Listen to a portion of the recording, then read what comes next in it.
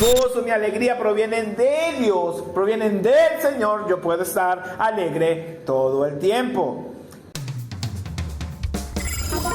Todo para la gloria de Dios.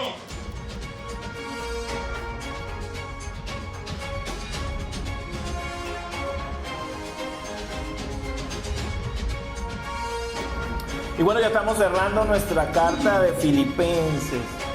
Y cuando estamos terminando las series, uno se siente a veces así como que, oye, como triste, ¿verdad? Porque, oye, ya estaba metido en la historia, yo estaba metido en lo que estaba hablando allí el autor, pero es importante que veamos todas las enseñanzas que hemos recibido de parte del Espíritu Santo, ¿verdad? Usando el apóstol Pablo, plasmando estas cosas.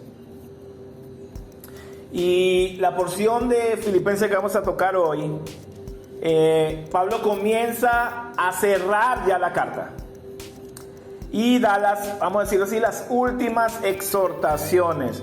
Y a veces, usted sabe que me gusta hablar de estos términos porque a veces decimos, Pablo exhortó a la iglesia y todo el mundo, qué wow, pero ¿qué es exhortar?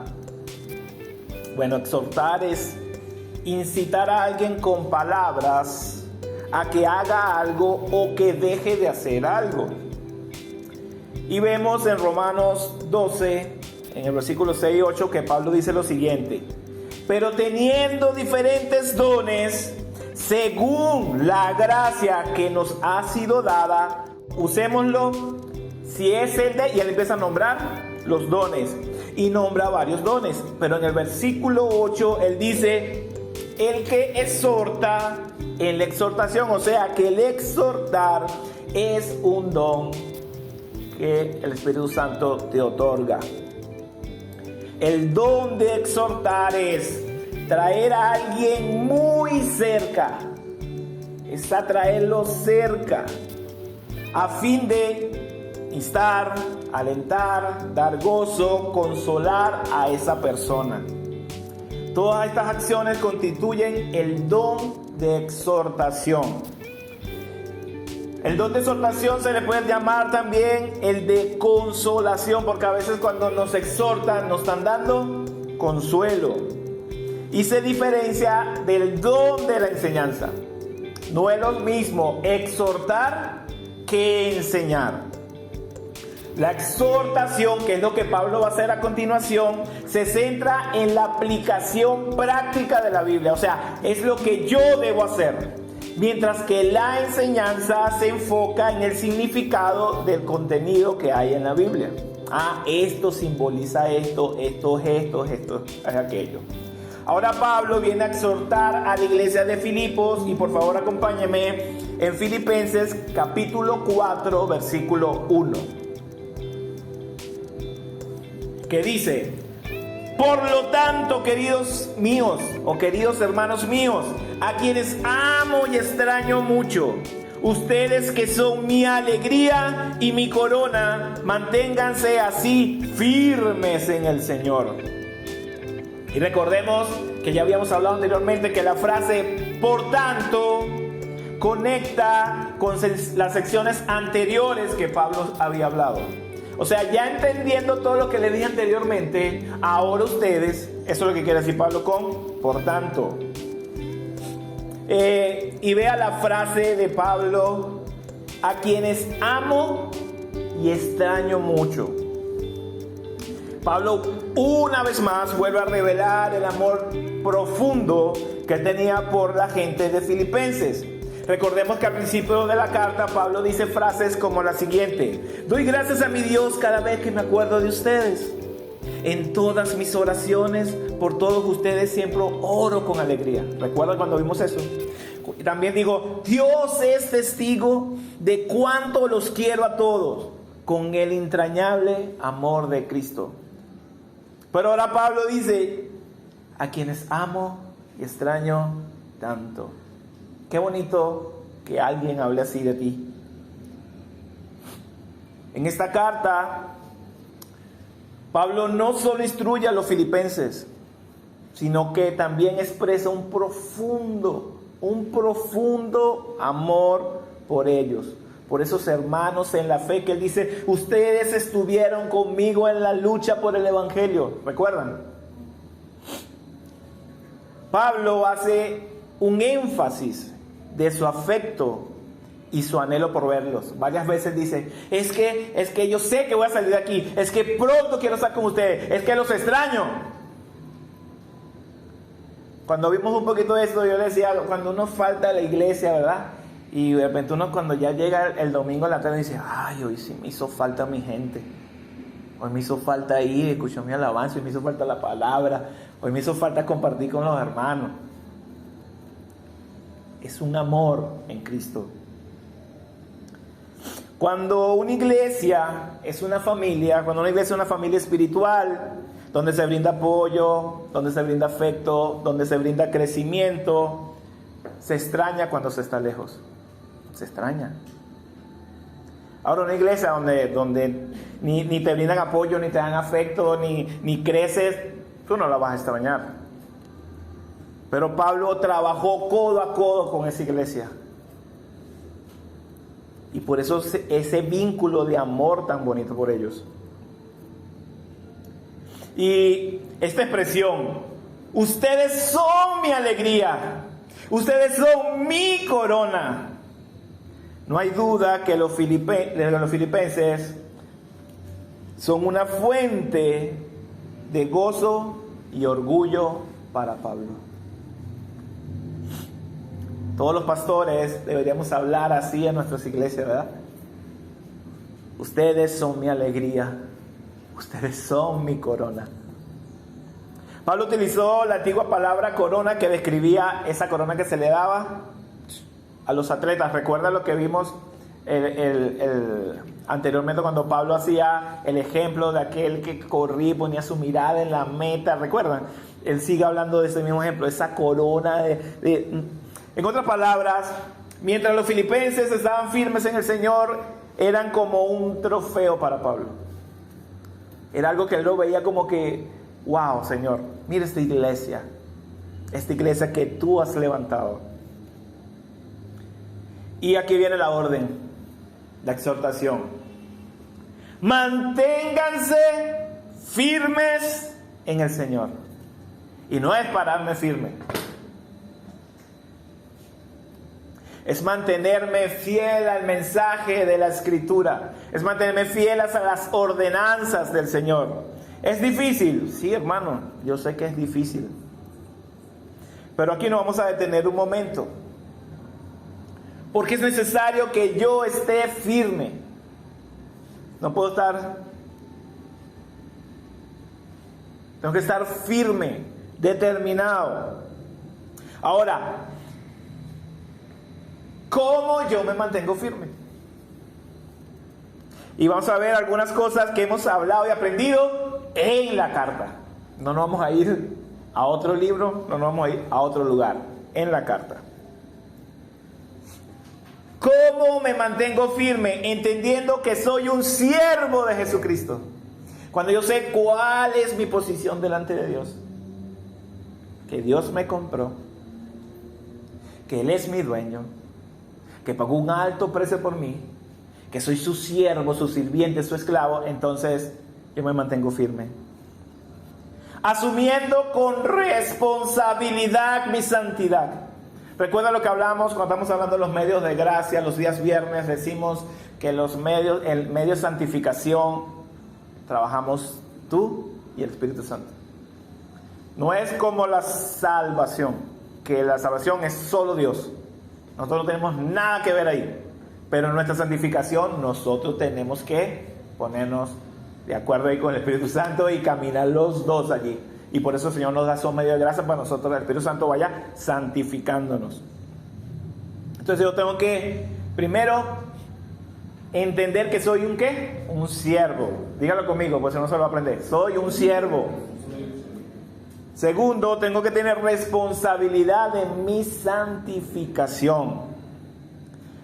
¿Cómo me mantengo firme? Estando convencido de que comenzó tan buena obra en mí, la va a perfeccionar hasta el día de Cristo. Cuando yo entiendo eso, yo me mantengo firme porque digo, no, yo sé que Dios me está perfeccionando y que esto no va a poder más que yo, porque yo soy en Cristo, porque aquel que comenzó esa buena obra en mí, no para, no va a parar.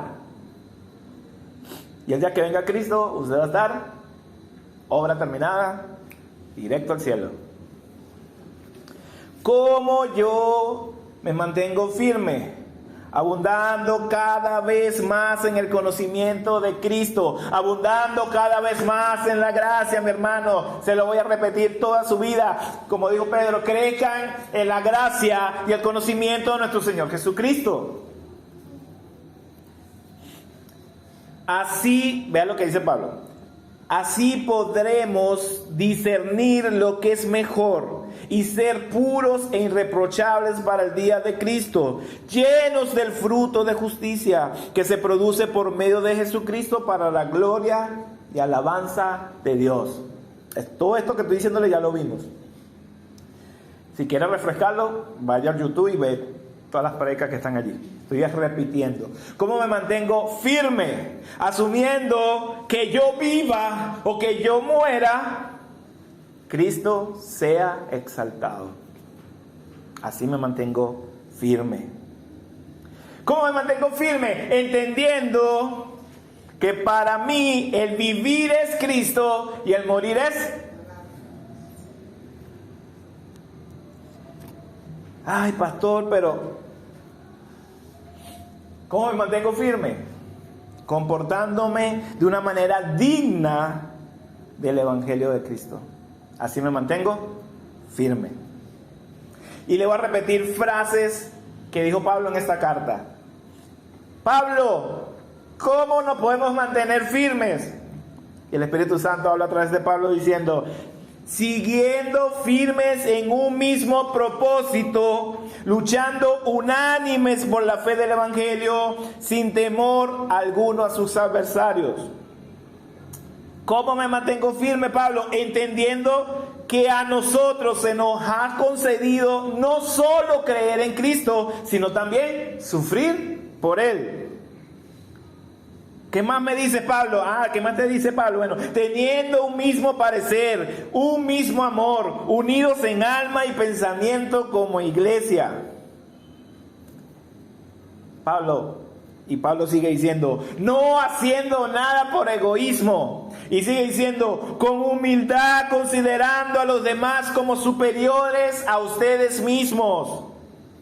Velando no solo por mis propios intereses, sino también por los intereses de los demás. Todo eso lo ha dicho Pablo en su carta. Y aquí nos remata. Ya estamos así, Pablo, ¿y cómo me mantengo firme? Teniendo la actitud de Cristo Jesús. O sea, debes parecerte a Cristo. Debes tener la actitud de Cristo. ¿Quieres otra más dura? Bueno. Dándole valor a tu salvación con temor y temblor.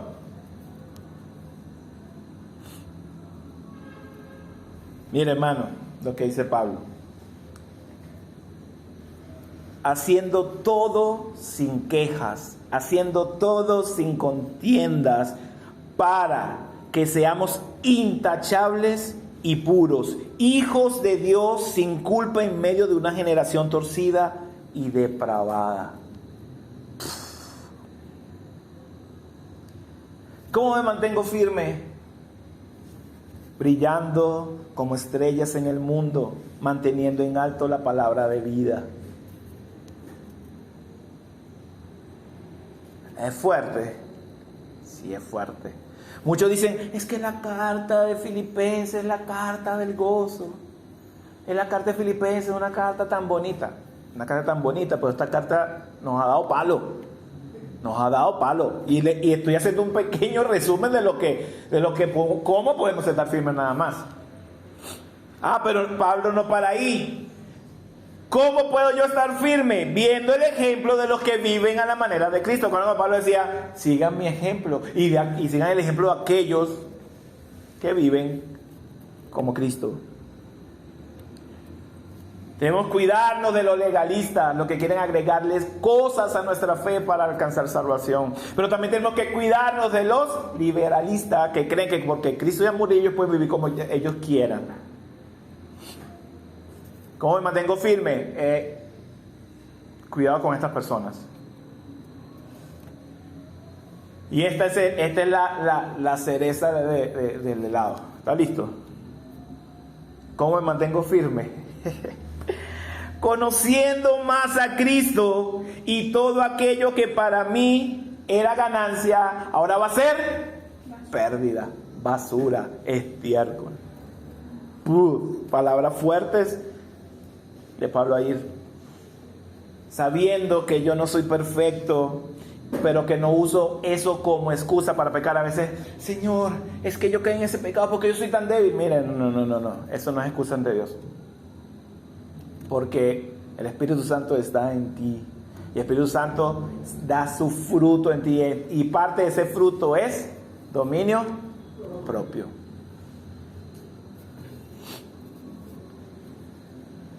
Pablo dice, no mirando hacia atrás y poniendo mi mirada en la meta para ganar el premio que Dios ofrece mediante su llamamiento celestial en Cristo Jesús. Recuerda, no mirar hacia atrás, pon tu mirada en Cristo, pon tu mirada en las cosas de arriba, pon tu mirada en la meta, estírate hacia adelante para que puedas ser merecedor.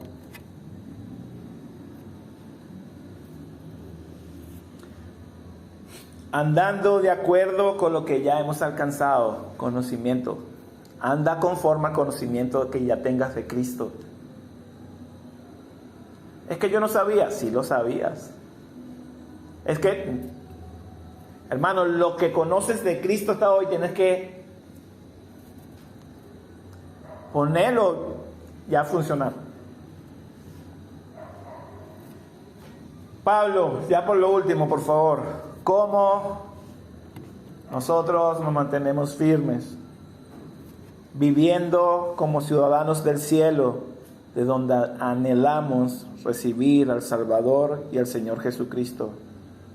Solo vamos a estar firmes si estamos cimentados en la roca inconmovible que es Cristo Jesús.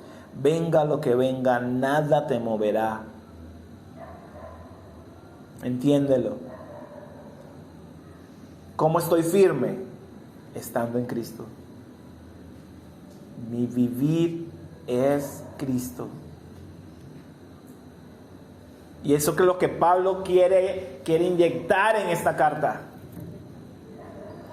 Si vivo, si muero, no importa, Cristo va a ser exaltado. Mi vida es Cristo. Mira, para mí todo lo que tengo es basura, es estiércol, no sirve comparado con el conocimiento de Dios, de Cristo Jesús.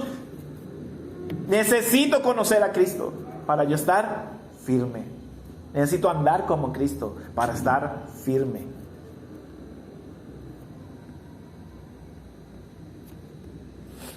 Ahora vamos al versículo 2 y 3. Porque ahora les cuento que aquí viene un problema. En el versículo 2 y 3 dice, ruego a Evodia y también a Síntique que se pongan de acuerdo en el Señor. Y a ti, mi fiel compañero, te pido que ayudes a estas mujeres que han luchado a mi lado en la obra del Evangelio, junto con Clemente y los demás colaboradores míos, cuyos nombres están escritos en el libro de la vida. Y vea que en la iglesia puede haber conflictos. Ay, es que la iglesia tiene... No, en la iglesia claro que puede haber un conflicto. Y mira que Pablo se detiene ahí en toda su exhortación, en toda su enseñanza y dice, un momento, vamos a hacer una pausa y vamos a hablar de estas dos mujeres que aparentemente tenían un problema armado allí. Y Pablo no dice, mira, yo le voy a dar la solución. No, Pablo les dice lo siguiente, las llama a ponerse de acuerdo en el Señor. En otras palabras, que tengan un mismo sentir. No tenemos los detalles del problema. No es que se pelearon porque pasó aquello. Pero tampoco tenemos los resultados de cómo resolvieron allí el problema. Muchas personas especulan sobre este tema y dicen cosas muy locas, ¿no? Pero lo que estamos viendo es que el problema que tenían estas dos mujeres está afectando a la iglesia. Porque cuando hay un conflicto en la congregación, debe resolverse con la autoridad ¿de quién? Del pastor, de la palabra. De la palabra. Siempre recuerda lo que hablamos el domingo pasado. La autoridad de nuestra iglesia, ¿qué es? La palabra de Dios. ¿Por qué? Porque cuando dejamos que esos conflictos empiezan a crecer, esos conflictos empiezan a hacer grupos, esto es grave dentro de la congregación, hermano. Pablo reconoce que estas mujeres habían luchado en la obra del evangelio. O sea, no estamos hablando de unas nuevas creyentes que llegaron ahí. No. Estamos hablando de dos mujeres que estaban firmes trabajando por el reino. Estaban firmes en la obra del evangelio. Y Pablo le dice a alguien: a ti, mi fiel compañero, te pido que ayudes a estas mujeres. Y algunos estudiosos creen que Pablo dirige estas palabras a un líder específico en la iglesia de Filipos. No lo nombra, no dice: te pido a ti, Juan, te pido a ti, Pedro, te pido a ti, Eugenio, te pido a ti, Eduardo. No. Pablo dice: a ti, mi fiel compañero.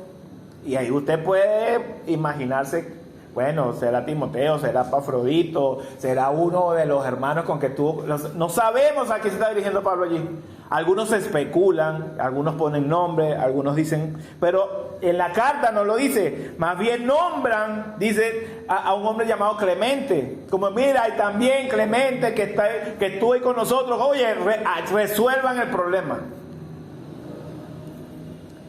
La palabra no nos da detalle, lo vuelvo a decir, de este conflicto, ni del resultado de este conflicto.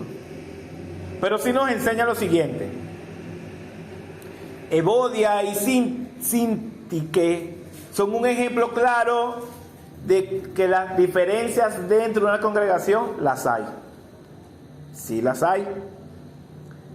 Hermano, es una iglesia de pecadores. Es una iglesia de humanos. ¿Va a haber conflictos? Claro que va a haber conflictos. ¿Es malo? No, es normal. La iglesia debe esforzarse por la unidad y la reconciliación. La hermana María tuvo un problema con la hermana Alma. ¿Qué vamos a hacer? La iglesia tiene que buscar la unidad de ellas dos y la reconciliación de ellas dos. No, eso es problema del pastor, que el pastor lo resuelva. Ahí no está diciendo Pablo: le ruego a los obispos y ancianos de la iglesia que... No. Está llamando a gente de la iglesia: mira, ayuden a estas mujeres a que tengan un mismo sentir, que se pongan de acuerdo. Por lo tanto, mis diferencias deben estar por debajo de la unidad de la iglesia. Ay, no, es que yo no estoy de acuerdo con la hermana, pero y por eso vas a causar un conflicto en la iglesia a tal punto de generar división. La unidad de la iglesia no la cuida el pastor, la unidad de la iglesia la cuida todo el cuerpo de Cristo. Nosotros todos, y lo hemos aprendido en esta carta, todos debemos trabajar en función ¿a qué? A la unidad. Pablo no toma un bando y dice: bueno, yo me inclino por, o yo me inclino por fulanita. Pablo no intenta resolver el problema. Pablo simplemente lo que dijo es: iglesia, hagan que ellas se pongan de acuerdo y tengan un mismo sentir. Debemos dejar, hermanos, nuestras diferencias a un lado. Recordemos las palabras de Pablo en el capítulo 2 que dicen: no hagan nada por egoísmo o por vanidad. Más bien, con humildad consideren a los demás como superiores a ustedes mismos. Cada uno debe velar no solo por sus intereses, sino también por los intereses de los demás. Ahora, cuando Pablo dice, vean, a mi lado, junto con Clemente y demás colaboradores míos, cuyos nombres están en el libro de la vida. ¿Acaso esto es un libro que tiene vida propia? ¿Qué clase de libro es esto? Bueno, el libro de la vida se menciona en varias oportunidades en la palabra. ¿Qué es el libro de la vida? Vamos a dejar que la palabra nos conteste. Éxodo 32, 31, 33. Anótelo. Éxodo 32, 31, 33. Allí Moisés intercede por el pueblo de Israel después que cometieron el pecado del becerro de oro. ¿Recuerdan? Que hicieron el becerro, empezaron a adorarlo. Moisés le ruega a Dios: bórrame del libro que has escrito. Y Dios le responde: solo borraré de mi libro a quien haya pecado contra mí. Éxodo 32, 31, 33. Solo borraré de mi libro a quien haya pecado contra mí. Salmo 69, 28.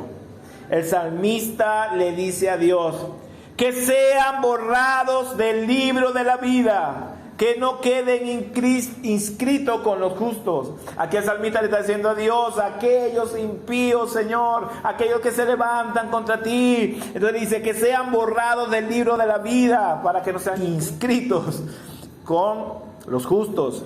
Daniel 12, 1, 2. Nos dice el profeta Daniel: pero tu pueblo será liberado, todos los que están inscritos en el libro. Lucas 10:20.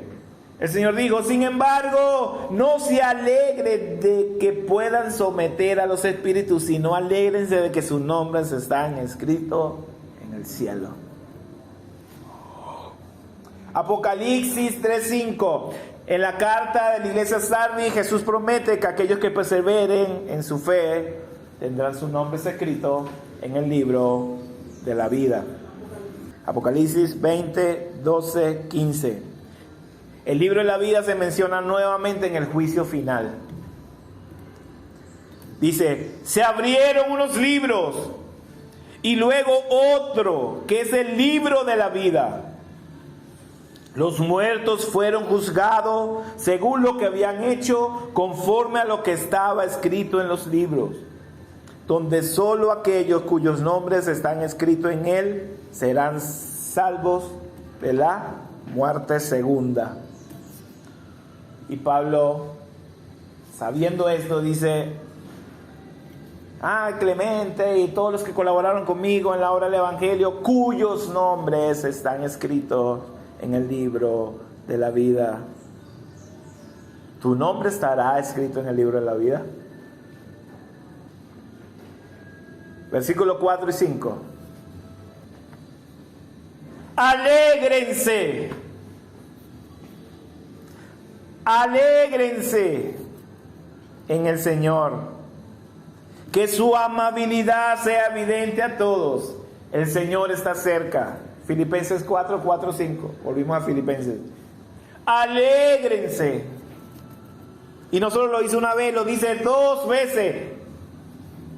Y cuando vemos la palabra alégrense, no sé si tú te has dado cuenta, pero Dios quiere que tú seas feliz. No que andes con una cara ahí de tamarindo con naranja. Todo ácido, todo amargado, todo frustrado, todo molesto. Dios quiere que tú estés alegre. Y Pablo dice: alégrense cuando todo esté bien. No, dice: alégrense siempre en el Señor. No cuando todo te vaya de maravilla, no cuando son ocasiones especiales. Debemos estar alegres todo el tiempo. Pero pastor, usted no sabe lo que me pasó esta semana, que fue horrible, cómo yo voy a estar contenta. Bueno, ¿cómo puedo estar yo alegre todo el tiempo? Cuando mi gozo, cuando mi alegría proviene realmente de Dios. Porque vea lo que dice Pablo, dice: alégrense siempre en Él. En Él. Alégrense siempre en las circunstancias. Alégrense siempre en el pastor. Alégrense siempre con la gente de la iglesia. No, alégrense en Él, Señor. Entonces, cuando mi gozo, mi alegría provienen de Dios, provienen del Señor, yo puedo estar alegre todo el tiempo. Mira lo que nos revela su palabra. Salmo 16:11.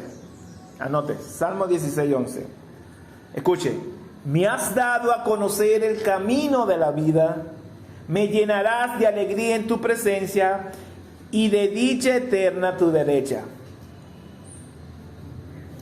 ¿Quieres el secreto para estar alegre todo el tiempo? ¿Estás listo?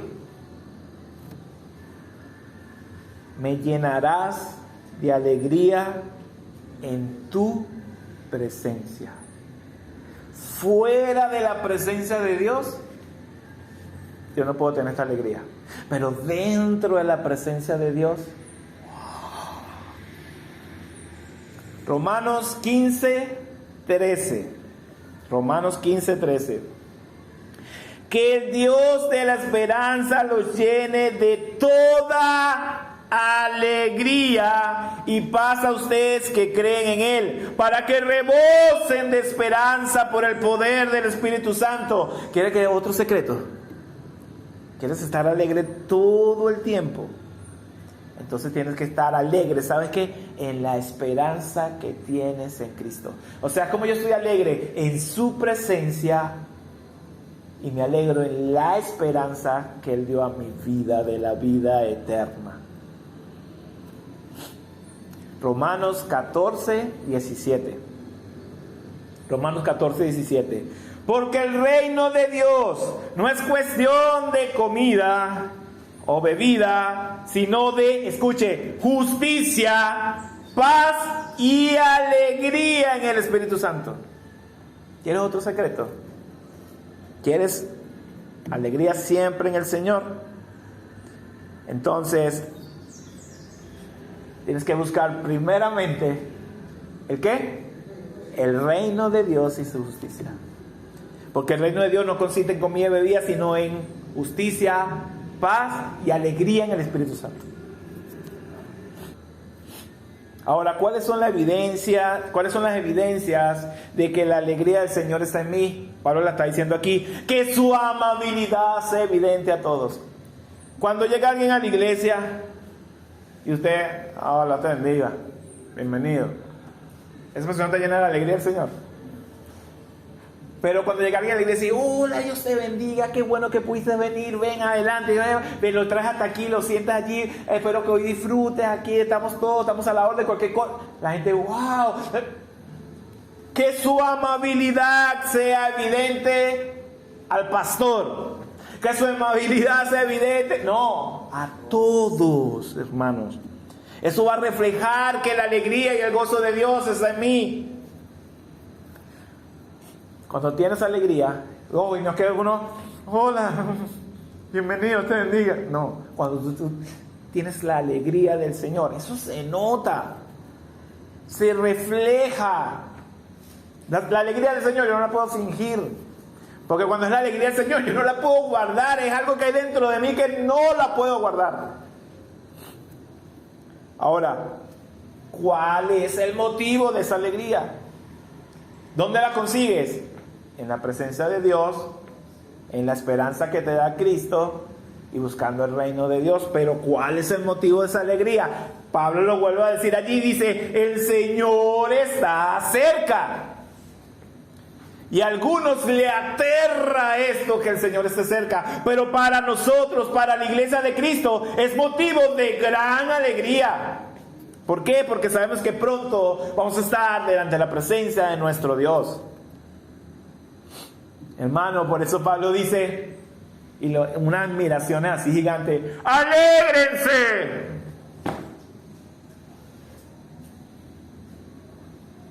Filipenses 4, versículos 6 y 7. Y aquí viene el otro. No se preocupen por nada, más bien en toda ocasión, con oración y ruego, presenten sus peticiones a Dios y denle gracias. Y la paz de Dios, que sobrepasa todo entendimiento, cuidará sus corazones y sus pensamientos en Cristo Jesús. Esta palabra a mí me hace llorar. Hermanos, ¿Qué parte de la Biblia no entiendes cuando dice no se preocupen por nada? Es que, porque es que nosotros hemos hecho, ¿no? Es que el problema que tengo en el trabajo, es que el problema que tengo con la familia, es el problema que tengo en el mercado, es el problema, como si el problema, la circunstancia, la situación fuera más grande que Dios. Hermano, cuando tú y yo empezamos a conocer al Dios de la Biblia, te vas a dar cuenta que no estás solo, que Dios cuida de ti. El Señor Jesús dijo: así que no se preocupen, diciendo, ¿qué comeremos? ¿O qué beberemos? ¿Con qué nos vestiremos? Los paganos andan tras estas cosas, pero tu Padre Celestial sabe lo que tú necesitas. Más bien, busquen primeramente el reino de Dios y su justicia, entonces todas estas cosas les serán añadidas. Por lo tanto, no se preocupen por el mañana, el cual trae sus propios afanes. Cada día ya tiene sus problemas. ¿Por qué nos preocupamos tanto? Porque nos enfocamos tanto en las cosas de este mundo y quitamos la mirada de lo eterno, quitamos la mirada del reino de Dios y su justicia. Todas estas cosas que a ti te preocupan son añadidura. Tú tienes que poner tu mirada en el autor y consumador de nuestra fe, que es Cristo Jesús. Y ojo, aquí Pablo no está hablando de conformismo, y el Señor aquí no está hablando de, bueno, confórmate a la vida como la estás llevando, y no. Dice, en toda ocasión, con oración y ruego, presente sus peticiones delante de Dios y dele gracias. Aquí Pablo no está diciendo, miren, viva su vida tranquilo, sin estar quejándose, sin estar pidiendo nada, y con lo que Dios le dé se conformen. No, está diciendo, en toda ocasión, cada vez que voy delante de la presencia de Dios, yo puedo presentarle a Él mis ruegos, mis súplicas. Oye, Señor, tengo este problema. Oye, Señor, tengo esta necesidad. Oye, Señor, me está pasando esto. Oye, Señor, me siento así. Tienes que presentar tus ruegos delante de Él. Pero no solo vayas a quejarte, no solo vayas a pedir, no solo vayas a exponer tus problemas, sino que ten en tu boca, ten en tu corazón acción de gracias por lo que Dios está haciendo en tu vida. Porque cuando tú quitas la mirada de tus problemas, cuando tú quitas la mirada de las cosas que te están rodeando y empiezas a ver cómo Dios te está cuidando, entonces lo que viene a tu corazón es agradecimiento. El Salmo 100 nos habla de entrar por sus puertas ¿con qué? Acciones de gracia. Y es bueno y es necesario que nosotros vayamos delante de Dios y nos expresemos con nuestro corazón abierto. Dice el salmista, Señor, antes de que yo vaya a tu presencia, ya tú sabes lo que yo te voy a decir. Pero hermano, debemos ser agradecidos y estar conscientes de que Él cuida de nosotros a veces. No, Él cuida de nosotros todo el tiempo. Y veamos cuál es el resultado de no estar afanado.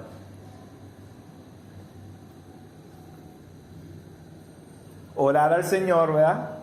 Presentar mis peticiones y darle gracias, porque allí cuando yo agarro mis afanes, me los saco y se los pongo a Dios allí. Entonces, ¿cuál es el resultado? Y la paz de Dios que sobrepasa todo entendimiento, cuidará sus corazones y sus pensamientos en Cristo Jesús. Cuando yo agarro mis afanes, cuando yo agarro mis problemas, mis circunstancias, todos mis rollos, y digo, Dios, la paz de Dios que sobrepasa todo entendimiento, o sea, una paz que yo haga lo que haga, nunca la voy a entender, guardará mi corazón, guardará mis pensamientos en Cristo Jesús. Versículo 8 y 9. Y ya Pablo está cerrando ya. Dice, por último, porque recuerden que ya estamos terminando la carta, ya el domingo que viene cerramos la carta. Ya Pablo también está cerrando su carta. Por último, hermanos, Consideren bien todo lo verdadero, todo lo respetable, todo lo justo, todo lo puro, todo lo amable, todo lo digno de admiración, en fin, todo lo que sea excelente y merezca elogio. Pongan en práctica lo que de mí han aprendido, recibido y oído, además de lo que han visto de mí, y el Dios de paz estará con ustedes. Una mente que es guardada en la paz de Dios, una mente y un corazón que es guardado en Cristo Jesús, medita en estas cosas. Pablo nos anima a enfocar nuestros pensamientos en las cosas que realmente son importantes. ¿Dónde está tu mente hoy? Vea la importancia de la mente renovada por la palabra de Dios, como lo dice Romanos 12:2, que dice: no se amolden al mundo actual, porque cómo nos gusta moldarnos. ¿Cómo nos gusta moldarnos? Sino que sean transformados mediante la renovación de su mente, y así podrán comprobar cómo es la voluntad de Dios, que es buena, agradable y perfecta. Tenemos nuestra mente con estas virtudes: todo lo verdadero, todo lo honesto, todo lo respetable, todo lo justo, todo lo puro, todo lo amable, todo lo digno de admiración, todo lo que sea excelente o merezca elogio. Hermano, ¿de cuándo no examinas tus pensamientos? ¿De cuándo no agarras y te pones a ver qué hay en tu cabeza? ¿Cuál es tu pensamiento más frecuente? ¿En qué piensas tanto? ¿Qué está gobernando tu mente hoy? Si yo viera la mente de nuestra hermana Neymar, ¿qué habría allí? Si yo abriera la mente de nuestro hermano Luis, ¿qué habría allí? Si abriera la mente del pastor aquí, ¿qué habría allí? Debemos cultivar una mente piadosa. Escúcheme, debemos cultivar una mente piadosa. ¿Cómo? Leyendo y escudriñando la palabra. Esa es la que va a renovar tu mente. Si yo hablo y si yo estudio y si yo siempre estoy leyendo la palabra, ¿de qué voy a hablar? ¿De las noticias? ¿De lo que pasa en el país? ¿De lo que pasó con el artista tal? No, porque de la abundancia de mi corazón habla la boca. Si usted llena su corazón de la palabra, usted va a hablar palabra. Si usted llena su corazón de malas noticias, usted va a decir es mala noticia. Si usted llena su corazón de farándula, usted va a hablar de farándula. Hermano, empieza a llenar tu corazón de la palabra de Dios, porque es la única manera en que tú y yo podemos tener la mente de Cristo. Fuera de la palabra no lo podemos. ¿Cómo yo cultivo una mente piadosa? Estando en la presencia de Dios. Yo necesito estar en la presencia del Señor. Al orar te acerca más a Dios, y al acercarte más a Dios, entonces empiezas a comprender cuál es su voluntad.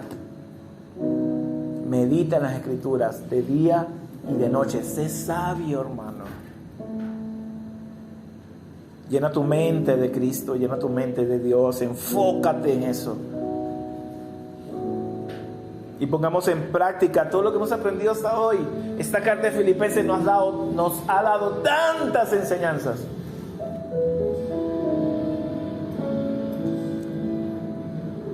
Y como dice el libro de Santiago, seamos hacedores de esta palabra y no oidores. Porque es muy fácil sentarse, venir, oír y irse. Pero esfuércese, sea valiente, levántese en su vida y comience a ser un hacedor de la palabra de Dios. Pablo una vez más dice: pongan en práctica lo que han aprendido, lo que de mí han aprendido, recibido y oído, y además de lo que han visto de mí, y el Dios de paz estará con ustedes.